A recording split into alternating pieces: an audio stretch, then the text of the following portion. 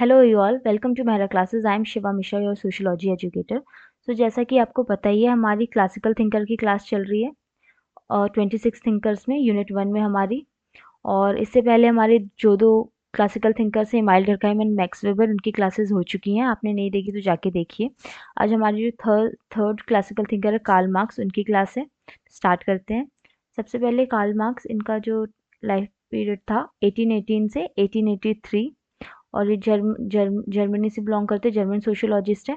उसके बाद ये एक कन्फ्लिक्ट पर्सपेक्टिव को बिलोंग करते हैं, मतलब जो रेडिकली अपोजिट है फंक्शनलिस्ट पर्सपेक्टिव के। फंक्शनलिस्ट पर्सपेक्टिव के हिसाब से क्या होता है कि हमारी सोसाइटी में हर चीज़ एक फंक्शन प्ले करती है और हमारी सोसाइटी में सॉलिडेरिटी है और सब कुछ अच्छा है, और हर चीज़ जो भी है वो ज़रूरी है सोसाइटी के अच्छे आगे बढ़ने के लिए। लेकिन कॉन्फ्लिक्ट पर्सपेक्टिव इसके अपोजिट है। वो बोलते हैं कि ऐसा नहीं है, हमारी क्लास में, हमारी सोसाइटी में डिवीजन है।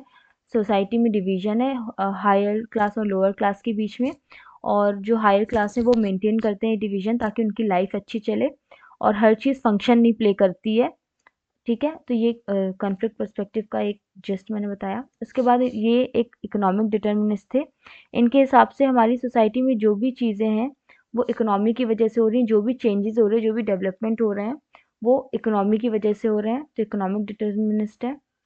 फादर ऑफ साइंटिफिक सोशलिज्म है। एंड इन्होंने डायलेक्टिकल एंड हिस्टोरिकल मटेरियलिज्म दिया था। तो इनके कुछ मेजर पॉइंट्स हैं, अब इनकी थ्योरीज हम डिटेल में पढ़ेंगे। सबसे पहले इनको फादर ऑफ साइंटिफिक सोशलिज्म बोला जाता है। ये आपको याद रखना है, एग्जाम में क्वेश्चन आ सकता है। फादर ऑफ साइंटिफिक सोशलिज्म कौन है? Karl Marx. तो इनके हिसाब से इन्होंने जो हमारी सोसाइटी में क्लास स्ट्रगल है, जो हायर क्लास और लोअर क्लास के बीच में जो स्ट्रगल चलता है, उनको उन्होंने साइंटिफिक तरीके से स्टडी किया था। साइंटिफिक तरीके से स्टडी किया था, उन्होंने साइंटिफिक वे दिया था। और उन्होंने बोला था कि ये जो स्ट्रगल है ये एक दिन जाके इस स्ट्रगल में क्या होगा, जो हायर क्लास है जिसको उन्होंने बुर्जियोसी बोला था और जो लोअर क्लास है प्रोलेटेरिएट बोला था, तो जो प्रोलेटेरिएट है वो आगे जाके रूल करेंगी और सोशलिज्म आएगा। तो इसीलिए इनको फादर ऑफ साइंटिफिक सोशलिज्म बोलते हैं, because he gave a scientific basis of to the class struggle of the proletariat against the capitalist, and who showed with the precision of science that this struggle will be inevitably led to conquest of political power by the proletariat and the establishment of a new system without exploitation। ठीक है, तो इन्होंने जो class struggle है उसको scientific तरीके से पढ़ा था और बोला था कि एट लास्ट जो है हमारी सोसाइटी में सोशलिज्म आ जाएगा, प्रोलेटेरिएट रूल करेंगे। उसके बाद नेक्स्ट टॉपिक है हमारा, इनका जो फेमस कॉन्सेप्ट है historical materialism and dialectical materialism. ये जो इन्होंने हेगल की डायलेक्टिकल आइडियलिज्म से इंस्पायर होके लिया था। तो डायलेक्टिक्स का मतलब क्या है, इन्होंने बोला था कि जैसे हमारी सोसाइटी में अगर कोई भी चेंज होता है तो सबसे पहले कोई थीसिस आता है। मतलब फॉर एग्जांपल अगर हम हीगल्स के डायलेक्टिकल आइडियलिज्म को लें, तो कोई एक आइडिया इमर्ज होता है, कोई एक इंसान आइडिया देता है, फिर उस आइडिया के अगेंस्ट वो आइडिया चलता है, फिर कुछ लोगों को लगता है कि नहीं ये चीज़ सही नहीं है, तो उसके आइडिया के अगेंस्ट में एक न्यू आइडिया आता है जिसको हम बोलते हैं एंटीथेसिस बोलते हैं। फिर कुछ टाइम बाद क्या होता है, इन दोनों आइडिया को मिला के एक बिल्कुल ही नया आइडिया मिलता है। इन सबको रिजेक्ट कर देते हैं और एक नया आइडिया आता है जिसको हम सिंथेसिस बोलते हैं। मतलब थीसिस से क्या होता है एंटीथेसिस, और ये अल्टीमेटली किस में कन्वर्ट होता है, सिंथेसिस में। तो ये डायलेक्टिक्स है कि कैसे हमारी सोसाइटी में सोशल चेंज होता है। ठीक है, तो इसी से इंस्पायर होके जो कार्ल मार्क्स है, उन्होंने डायलेक्टिकल मटेरियलिज्म या फिर हिस्टोरिकल मटेरियलिज्म दिया था। उन्होंने आइडियाज में फोकस नहीं किया था, उन्होंने मटेरियलिस्टिक थिंग्स में, मतलब इकोनॉमी पे फोकस किया था। इसलिए उनकी थ्योरी को हम क्या बोलते हैं, डायलेक्टिकल मटेरियलिज्म या फिर हिस्टोरिकल मटेरियलिज्म। ठीक है, तो नेक्स्ट क्या है, वेट अ सेकेंड। उसके बाद नेक्स्ट उनकी थ्योरी में हम बोलते हैं हिस्टोरिकल मटेरियलिज्म। तो जो इनका डायलेक्टिकल वर्ड है, ये इन्होंने किससे लिया था, हेगल से लिया था। और जो मटेरियलिज्म वर्ड है ये इन्होंने लिया था फ्यूरबेक से। ये आपको याद रखना है कौन सा वर्ड इन्होंने किससे लिया था। तो इनकी थ्योरी के हिसाब से इन्होंने इसको हिस्टोरिकल इसलिए बोला था क्योंकि कार्ल मार्क्स जो हैं वो हमारी सोसाइटी को कंपेयर करते हैं, हमारा जो प्रिमिटिव टाइम था, प्रिमिटिव सोसाइटी थी, उससे अभी तक कैसे क्या चेंजेस आए हैं, क्या क्या डेवलपमेंट आए हैं और कैसे कैसे हमारी सोसाइटी आगे बढ़ी है। तो उन्होंने इस हिसाब से डेवलपमेंट देखा था, तो इसको हिस्टोरिकल बोलते हैं। फिर मटेरियलिज्म इसलिए बोला था क्योंकि उन्होंने इकोनॉमी पे फोकस किया था, मटेरियलिस्टिक थिंग्स में फोकस किया था। उन्होंने बोला था कि हमारी जो प्रिमिटिव टाइम है उससे अभी तक क्या क्या हमारी सोसाइटी में मटेरियलिस्टिक चेंजेस हुए हैं, कैसी हमारी इकोनॉमी रही है, कैसी पहले इकोनॉमी थी, अभी क्या क्या, अभी जैसे कैपिटलिस्टिक इकोनॉमी है तो कैसे कैसे ये इकोनॉमी आई, इससे पहले क्या था, इससे पहले सब कुछ इक्वल था, उसके बाद क्लासेस आई, क्लासेस का डिवीजन हुआ, उसके बाद प्रॉपर्टी का डिवीजन हुआ, पहले सब लोग एक थे। तो उन्होंने पूरे हिस्ट्री से लेकर अभी तक चीज़ें कंपेयर करके बताइए, चेंजेस को बताया कैसे चेंजेस हुए हैं सोसाइटी में। इसलिए उनकी थ्योरी को हम बोलते हैं हिस्टोरिकल मटेरियलिज्म या फिर डायलेक्टिकल मटेरियलिज्म। ठीक है। Materialism is the basis of his sociological thought because for Marx, material conditions और economic factors affect the structure and development of society. Karl Marx के हिसाब से जो सोसाइटी में जो इकोनॉमिक फैक्टर्स हैं या फिर जो मटेरियलिस्टिक कंडीशंस हैं वो हमारी सोसाइटी का स्ट्रक्चर या फिर जो हमारी सोसाइटी में डेवलपमेंट होगा वो डिसाइड करेगा। जैसे पहले प्रिमिटिव सोसाइटी में जो हमारे कोई डिवीजन नहीं था, हमारी जो टूल्स एंड टेक्नोलॉजीज थी वो भी बहुत ही ज़्यादा डेवलप नहीं थी, वो धीरे धीरे आके बढ़ी, तो हमारी इससे हमारी सोसाइटी का डेवलपमेंट हुआ। उसके बाद marks theory of society historical materialism is historical. ठीक है, हिस्टोरिकल है मतलब उन्होंने पूरे ह्यूमन सोसाइटी के इवोल्यूशन को देखा, हमारी सोसाइटी कैसे इवॉल्व हुई है प्रिमिटिव स्टेज से जो हम प्रेजेंट स्टेज में हैं, कैसे सोसाइटी उस टाइम से अभी तक इवॉल्व हुई है उसको ट्रेस किया उन्होंने, इसलिए इसको उनको हिस्टोरिकल बोलते हैं। It is called materialistic because Karl Marx has interpreted the evolution of society in terms of their material या फिर इकोनॉमिक बेस पे उन्होंने फोकस किया था, इसलिए इसको मटेरियलिस्टिक बोलते हैं। ठीक है। जैसा कि मैंने बताया अर्लियर जो हीगल है उन्होंने आइडियाज पे फोकस किया था, लेकिन कार्ल मार्क्स ने मटेरियल पे फोकस किया है। तो ये इनकी थी हिस्टोरिकल मटेरियलिज्म की थ्योरी, ये आपको याद रखनी है। उसके बाद उन्होंने जो इकोनॉमी है उसको मोड ऑफ प्रोडक्शन बोला है। जो हमारी सोसाइटी जो इतने टाइम से जो इवॉल्व हुई है उसको उन्होंने मोड ऑफ प्रोडक्शन बोला है। तो it is defined as combination of particular forces of production and relation of production. Wait a second, modes of production,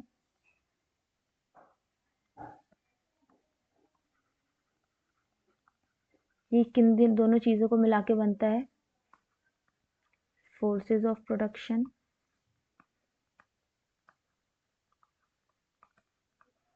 and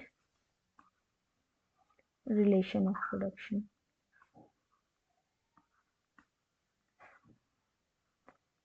इसमें भी फर्दर डिवीजन है means of production and all, पर overall आपको ये याद रखना है। जो फोर्सेस ऑफ प्रोडक्शन है उसमें क्या आता है, आपके पूरे रॉ मटेरियल्स आते हैं, मशीनरी आती है, मशीन्स आती हैं, ठीक है, ह्यूमन आते हैं, ह्यूमन लेबर जो होता है, जो भी चीज़ें हमारी जो बनाने के लिए कोई प्रोडक्शन के लिए यूज़ होती हैं वो इसमें आती हैं। रिलेशन ऑफ प्रोडक्शन में क्या आता है, जैसे कैपिटलिस्टिक सोसाइटी में क्या है, बुर्जुआसी, प्रोलेटेरिएट। ठीक है, इससे पहले क्या था, मास्टर स्लेव था। तो ये जो जो प्रोड्यूस करते हैं और जो उनके ओनर होते हैं उनके बीच में जो रिलेशन होता है वो उनको बोलते हैं। जैसे जो मोड ऑफ प्रोडक्शन को ओन करते हैं वो यहाँ पे क्या होंगे, मास्टर होंगे। ठीक है, जो मोड ऑफ प्रोडक्शन को ओन नहीं करते हैं, जो काम करते हैं, उनके लिए वो स्लेव होंगे। तो ये होता है मोड ऑफ प्रोडक्शन। ठीक है, ये आपको याद रखना है, इसकी रिवीजन याद रखना है, forces of production, relation of production. Forces of production में वो सब चीज़ें आती है जो हेल्प करती है बनाने में, जैसे रॉ मटेरियल्स आते हैं, जो मशीन्स होती हैं, जो ह्यूमन लेबर लगता है वो। रिलेशन ऑफ प्रोडक्शन में जो मीन्स जो मोड ऑफ प्रोडक्शन को ओन करते हैं उनके और जो ओन नहीं करते हैं उनके बीच में जो रिलेशन होता है उसको बोलते हैं। It is combination of a particular forces of production and relation of production in a material context. Every new mode of production replaces the earlier one because various factors like inherent weakness of system, contradiction, class struggle. आगे पढ़ेंगे कि कैसे कैसे चीजें evolve हुई हैं। तो सबसे पहले फोर्सेस प्रोडक्शन में क्या आता है, साइंस है, टेक्नोलॉजी है, labour, land, tools, technique, skills, ये सब किसमें आती है, फोर्सेस ऑफ प्रोडक्शन में। और रिलेशन ऑफ प्रोडक्शन में रिलेशंस, ठीक है। उसके बाद इन्होंने क्या बताया था, जो हमारी सोसाइटी है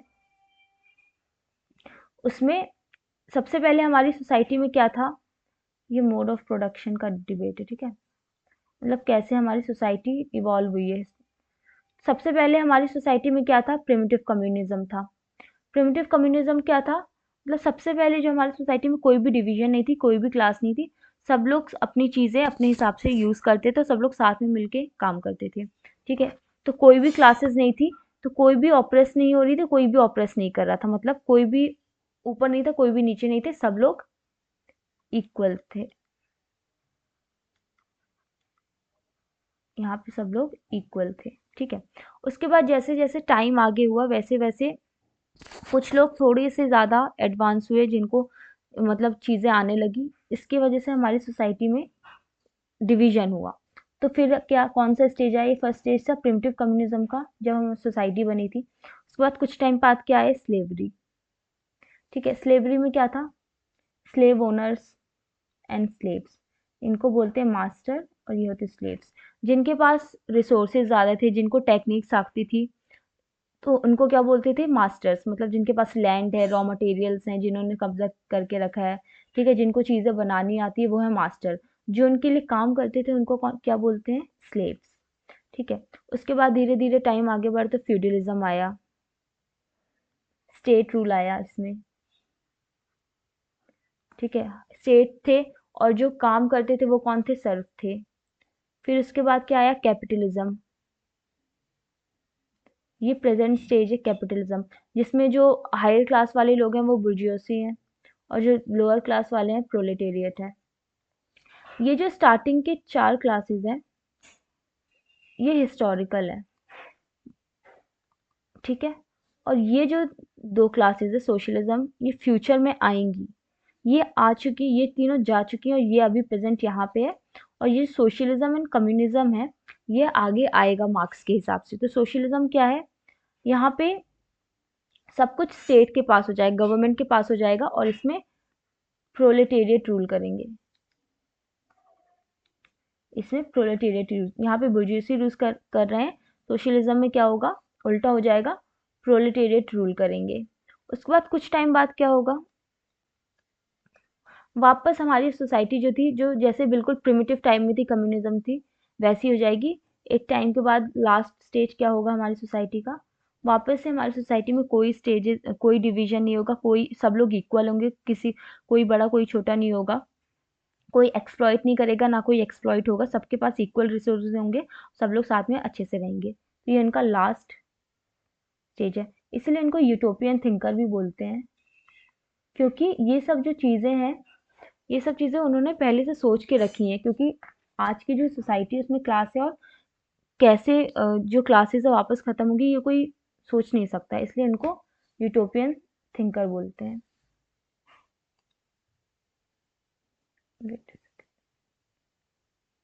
उसके बाद हम एक एक स्टेज को उनके अच्छे से पढ़ लेते हैं। सबसे पहले क्या था, प्रिमिटिव कम्युनिज्म। सबसे पहले ट्राइबल सोसाइटी थी हमारी, बिल्कुल स्टार्टिंग में, ठीक है, सब कुछ इक्वल था, सारे फोर्सेस प्रोडक्शन, जो हंटिंग गैदरिंग सोसाइटी थी, हंटिंग गैदरिंग सोसाइटी थी, सब कुछ इक्वल था, कोई डिवीजन नहीं था, ठीक है। पॉपुलेशन भी कम थी, और सब लोग बहुत ज़्यादा कॉपरेशन के साथ रहते थे। उसके बाद धीरे धीरे धीरे धीरे प्राइवेट ओनरशिप हुई, इमर्ज हुई, मतलब इससे पहले क्या था, कुछ भी प्राइवेट नहीं था, सब कुछ सबका था। लेकिन जैसे जैसे नए टूल्स इन्वेंट हुए, नए फोर्सेस आए, तो कुछ लोगों ने क्या किया, चीज़ें अपने पास रखना चालू कर दिया, इससे प्राइवेट ओनरशिप आई, जिसकी वजह से कन्फ्लिक्ट आए, कॉन्ट्रडिक्शन आए सोसाइटी में। तो एक नया मोड ऑफ प्रोडक्शन ने जन्म लिया, ठीक है, जिसमें कुछ लोग जो थे वो मास्टर्स थे और कुछ जो थे उनके स्लेव्स थे, जो हम स्लेवरी बोलते हैं। स्लेवरी में क्या थे, एंशियंट पीरियड के बाद क्या हुआ, प्राइवेट ओनरशिप आई, तो कुछ लोग मास्टर बन गए, कुछ लोग स्लेव बन गए। मास्टर के पास जो थे स्किल्स थे, टूल्स थे, और जो स्लेव्स थे वो उनके लिए काम करते थे बस, ठीक है। यहाँ पे उसके बाद ऐसे धीरे धीरे और आगे बढ़ी, तो ऐसे धीरे धीरे करके हमारी सोसाइटी में क्या आया, फ्यूडलिज्म आया। फ्यूडलिज्म आया मतलब स्टेट रूल आया।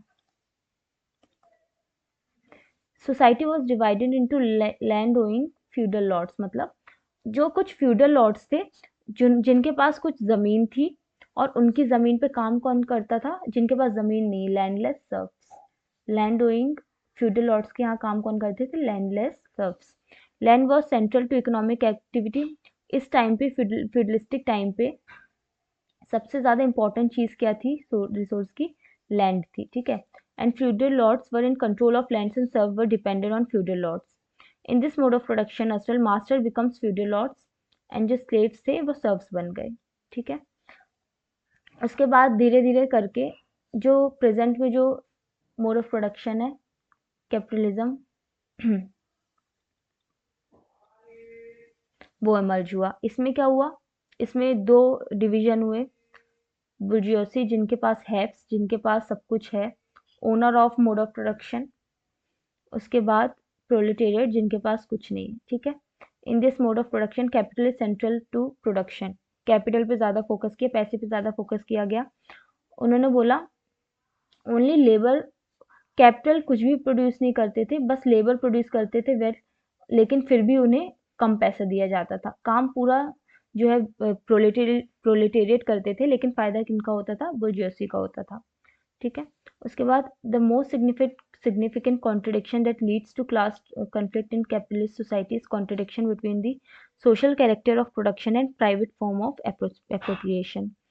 It leads to conflict and exploited worker will unite and revolt, heralding new mode of production, जिसको socialistic mode of production बोलते हैं। उन्होंने बोला कि ये जो डिवीजन है, इसमें क्या होगा, आखिर में जाके लोगों को समझ आएगा कि उनके साथ कितना गलत हो रहा है, वो लोग साथ में आएंगे, फिर वो लड़ेंगे, रिवोल्ट करेंगे।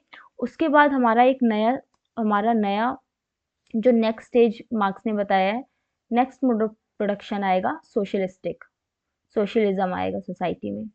इसमें क्या होगा, उल्टा हो जाएगा, डिक्टेटर कौन होंगे, रूल कौन करेंगे, प्रोलेटेरिएट करेंगे, ठीक है, डिक्टेटरशिप ऑफ प्रोलेटेरिएट। यहाँ पे जो वर्कर हैं वो पूरे फोर्सेस ऑफ जो प्रोडक्शन है, जो भी मशीनरी है, रॉ मटेरियल है, साइंस टेक है, उसको कंट्रोल कौन करेगा, प्रोलेटेरिएट करेंगे। जो कंट्रोल है वो रिवर्स हो जाएगा, ठीक है। इसके बाद उन्होंने बोला एक टाइम ऐसा आएगा लास्ट में कि फिर एडवांस कम्युनिज्म आ जाएगा, मतलब कोई स्टेट नहीं रहेगा, सब इक्वल हो जाएगा। तो जो मटेरियलिस्ट डायलेक्टिकल मटेरियलिज्म है, इसका चैप्टर एंड हो जाएगा, हमारी सोसाइटी में सब कुछ इक्वल हो जाएगा और सब लोग साथ में अच्छे से रहेंगे। तो ये जो मोड ऑफ प्रोडक्शन उन्होंने बोला कि ये जो मोड ऑफ प्रोडक्शन है, मोड ऑफ प्रोडक्शन क्या है, ये हमारी जो मटेरियलिस्टिक थिंग है, जो हमारी जो चीज़ें जो चेंज होती हैं, कैसे कैसे हमारी सोसाइटी में चेंजेस होते हैं, जिसकी वजह से हमारी सोसाइटी इवॉल्व होती है। तो उन्होंने ये पूरे 6 स्टेजेस बताए हैं, स्टार्टिंग से लेकर अभी से लेकर फ्यूचर में क्या होगा, हमारी सोसाइटी कैसी थी, कैसी है और आगे क्या होगा, ठीक है। और ये सब जो इनका जो बेस है वो इकोनॉमी है। ये जो चेंज है, डेवलपमेंट है, किस पे डिपेंड करता है, इकोनॉमी पे, इकोनॉमी पे। उसके बाद उन्होंने एक और एशियाटिक मोड ऑफ प्रोडक्शन भी दिया था। इसमें आपको ज़्यादा डीप में जाना, आप बस इतना याद कर लीजिए कि एशियाटिक मोड ऑफ प्रोडक्शन का कॉन्सेप्ट किसका है, वो है मार्क्स का। उसके बाद नेक्स्ट, उसके बाद उन्होंने जो मोड ऑफ प्रोडक्शन है उसको दो पार्ट में डिवाइड किया है। एक है सोशल इंफ्रास्ट्रक्चर,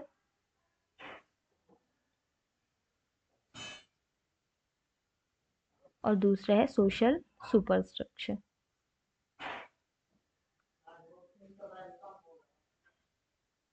ठीक है। तो एक है सुपर सुपर इंफ्रास्ट्रक्चर,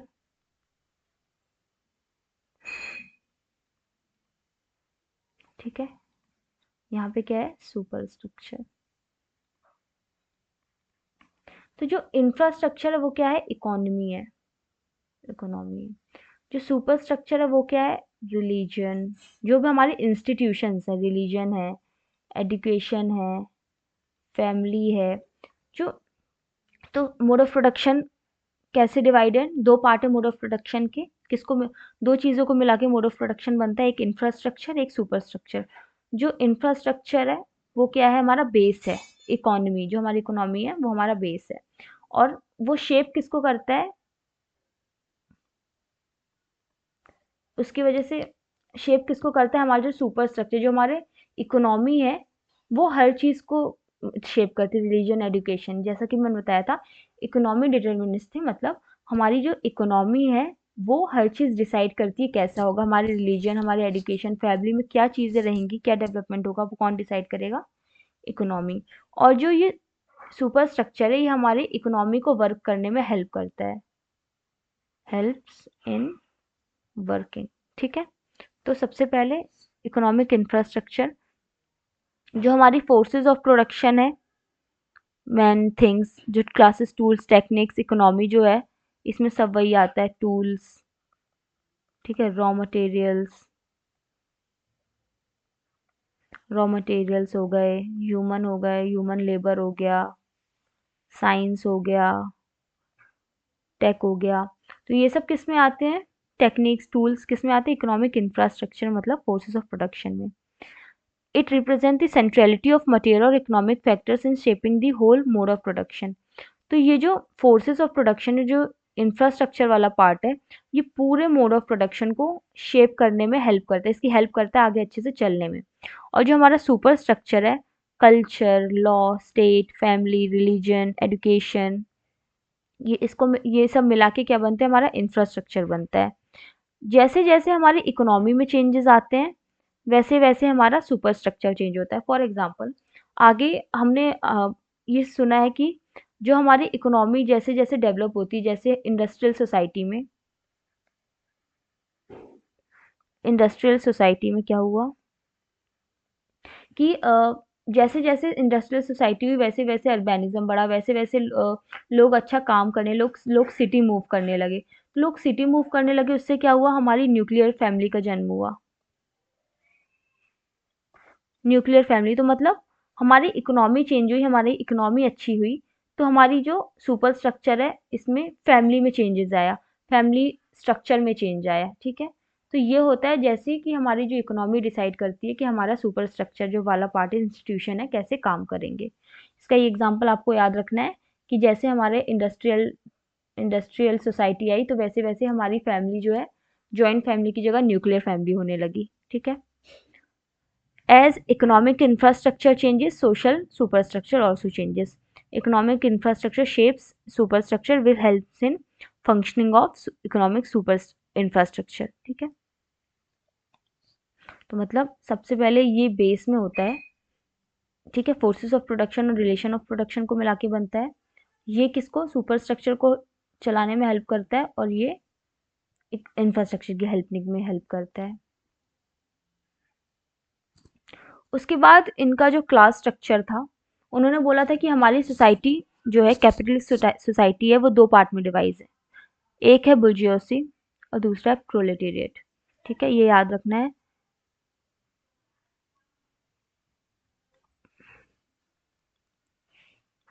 दूसरा है,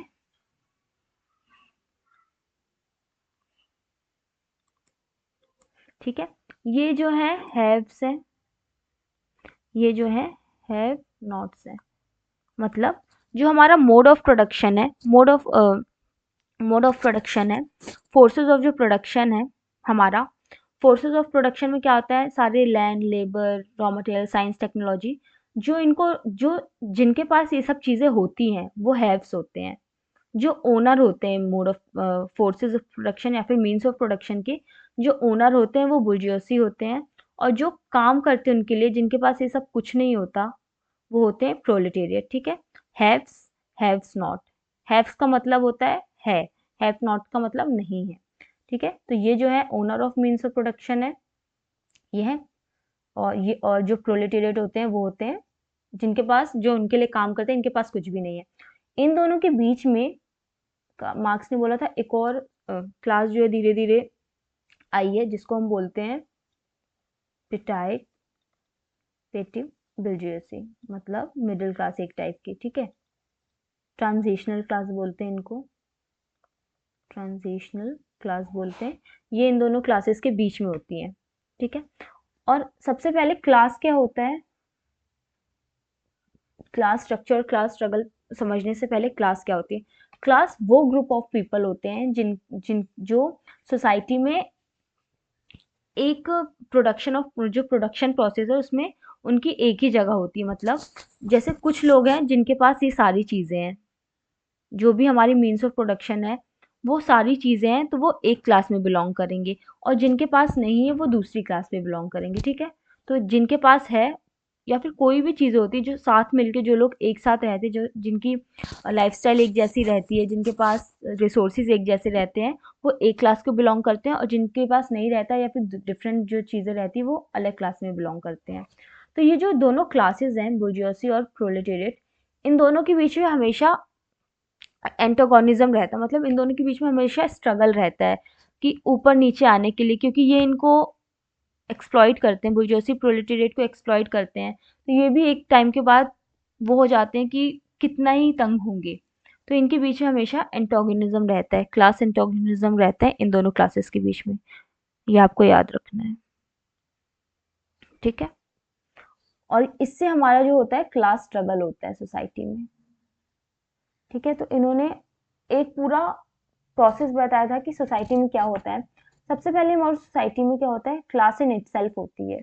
ये इंपॉर्टेंट पॉइंट्स हैं, टर्म्स हैं मार्क्स की, आपको याद रखना है। सबसे पहले क्या होता है, class in itself, false consciousness, ठीक है।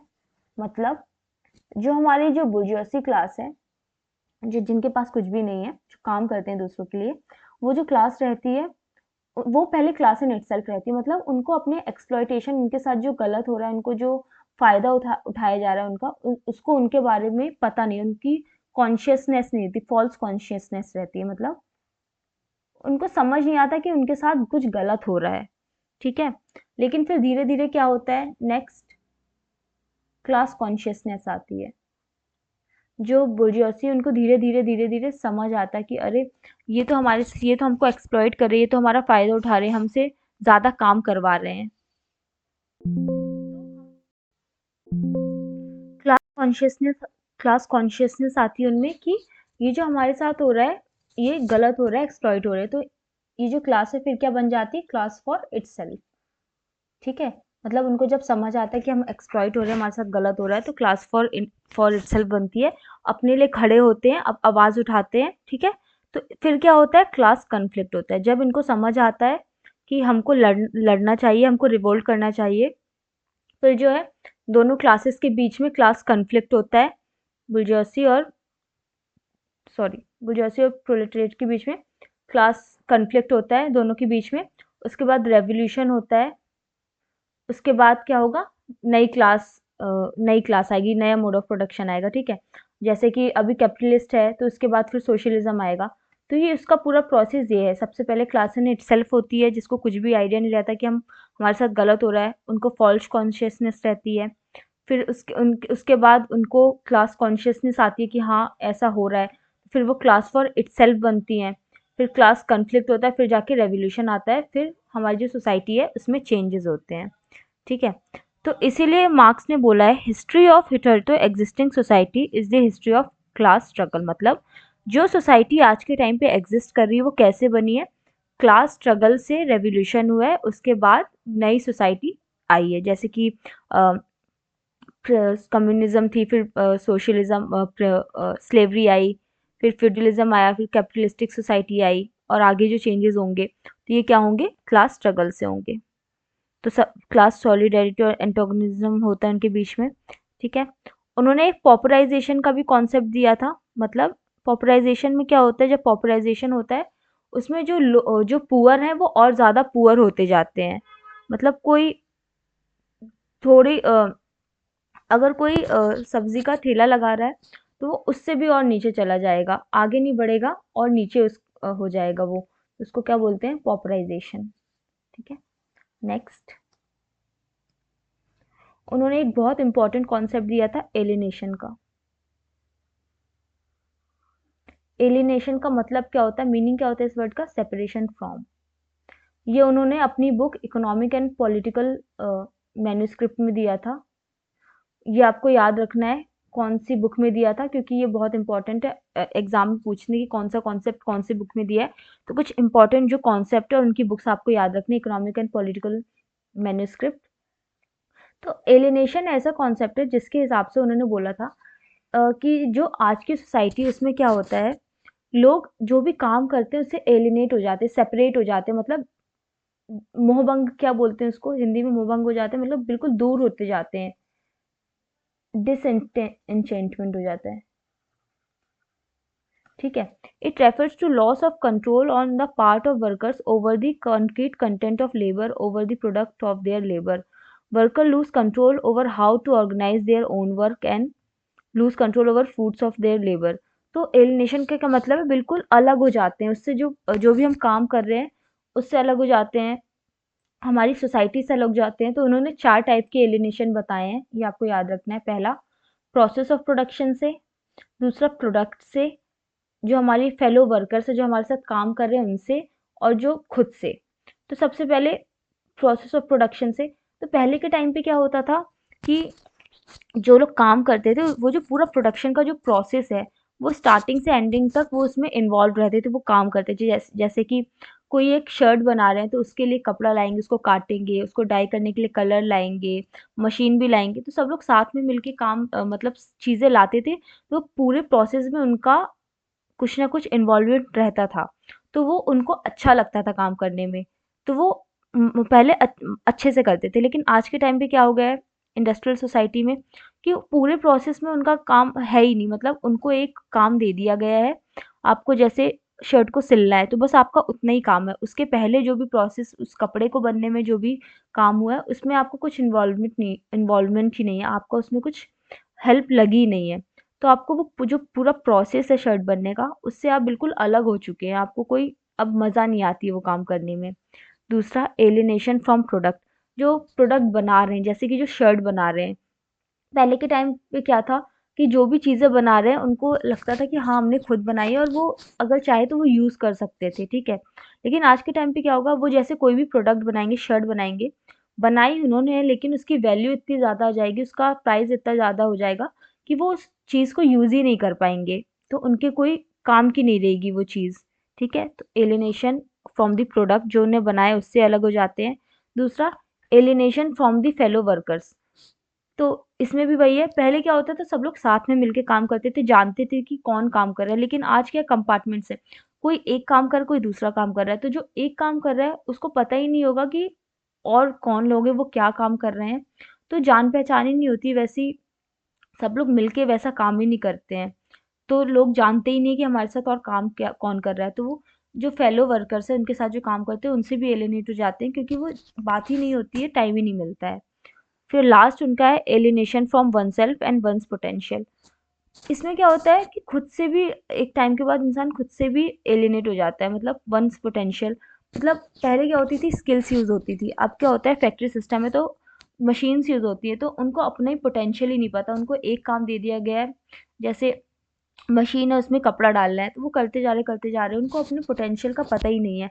और कुछ अपने लिए भी वो अच्छे से नहीं कर पा रहे, वो काम करे जा रहे हैं, खुद को भी डेवलप नहीं कर रहे हैं, तो खुद से भी वो एलिनेट हो जाते हैं। तो उन्होंने 4 चीज़ें बोली है। पहला, खुद से। फिर जो उनके साथ काम कर रहे हैं वर्कर से। फिर जो वो चीज़ें बना रहे हैं प्रोडक्ट उससे। और जो उस प्रोडक्ट को बनाने का जो प्रोसेस है फोर्थ, उससे। तो ये कॉन्सेप्ट किया है एलिनेशन, उन्होंने इस बुक में दिया था, तो ये आपको याद रखना है। नेक्स्ट उनका कॉन्सेप्ट है सर्कुलेशन ऑफ कमोडिटीज का। इसमें उन्होंने बताया था कि कैसे कैपिटलिस्टिक सोसाइटी जो है उसमें कैसे प्रॉफिट जनरेट होता है, कैसे वो जो पहले की जो नॉन कैपिटलिस्टिक सोसाइटी है उससे कैसे अलग है।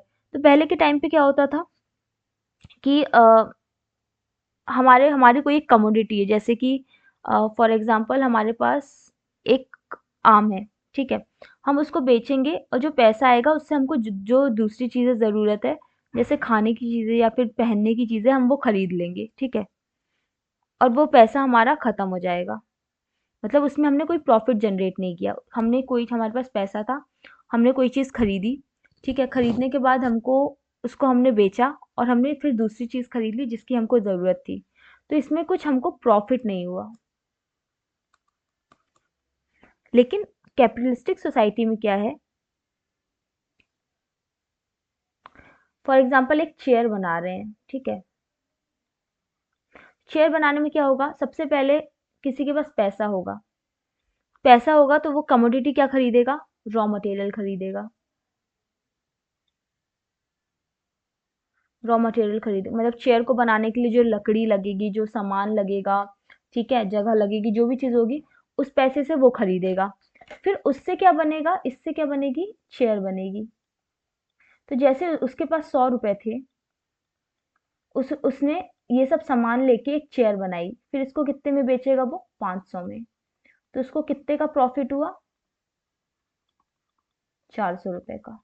तो यहाँ पे क्या जनरेट हो रहा है, प्रॉफिट जनरेट हो रहा है। मतलब हम जो भी हमारे पास पैसा आ रहा है, हम उससे कुछ काम की चीज़ लेके ख़त्म नहीं कर रहे हैं, हम उससे और पैसा जनरेट कर रहे हैं, ठीक है।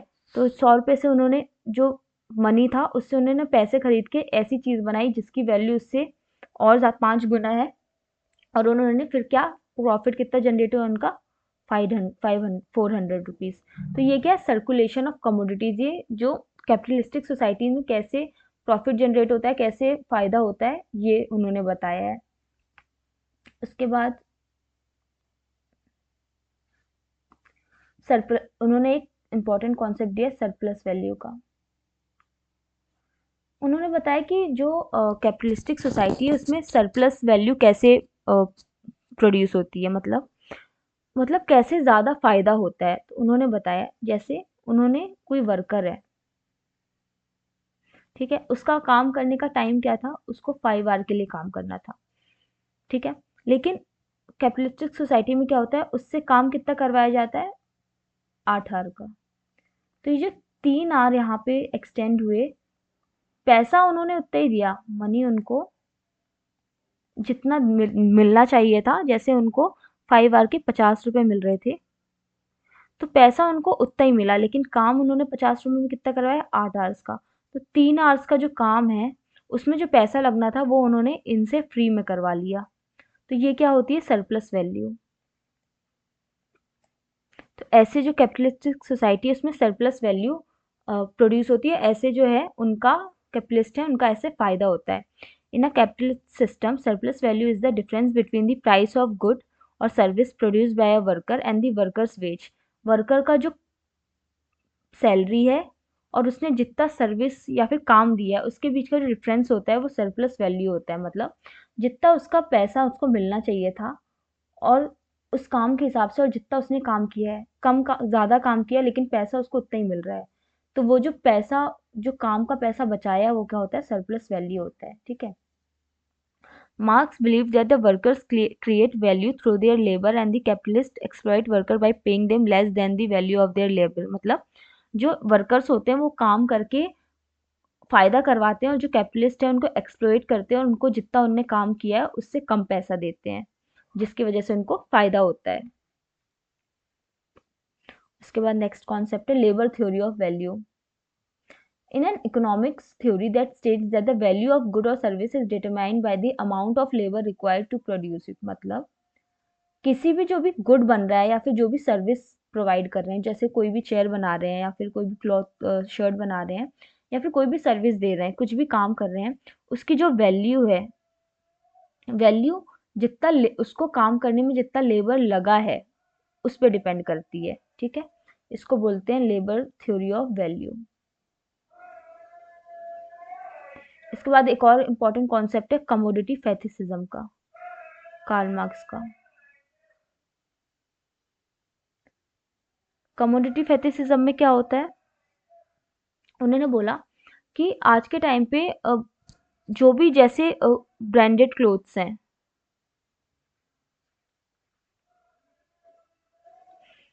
ज़ारा, H&M, जितने भी ब्रांडेड क्लोथ्स हैं, इनकी वैल्यू इतनी बढ़ गई है कि जितना जो इनको बनाने में जो लेबर लगा है, जो काम किया है, हमको हमारा उस पे ध्यान ही नहीं जाता है। मतलब पहले जो जिन्होंने ये कपड़े बनाए हैं, हम उन पे ध्यान ही नहीं देते। हम देखते हैं इस पे अगर एक टैग लग गया तो इसकी वैल्यू बढ़ गई।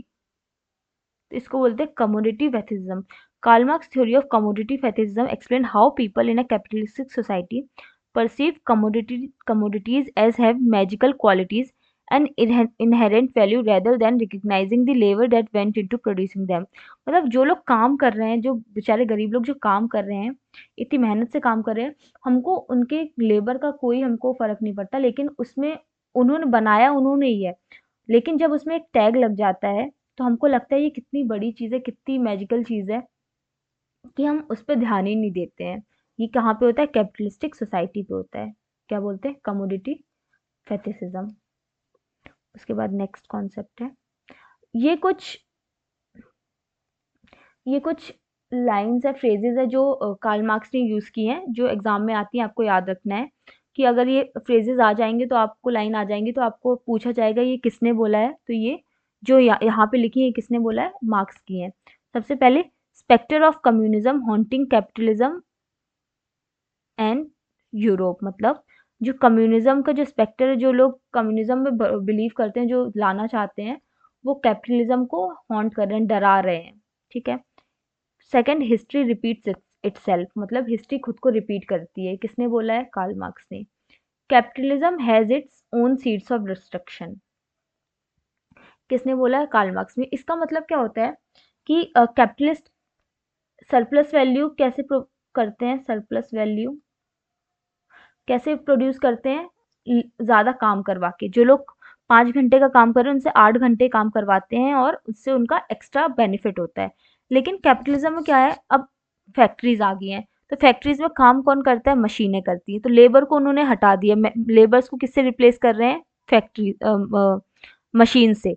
तो ये जो सरप्लस वैल्यू जो प्रोड्यूस होती थी पहले ज़्यादा काम करवा के, अब वो प्रोड्यूस कर ही नहीं पा रहे हैं, तो वो खुद ही का डाउनफॉल ला रहे हैं। मतलब तो इसीलिए बोलते हैं capitalism has its own seeds of destruction.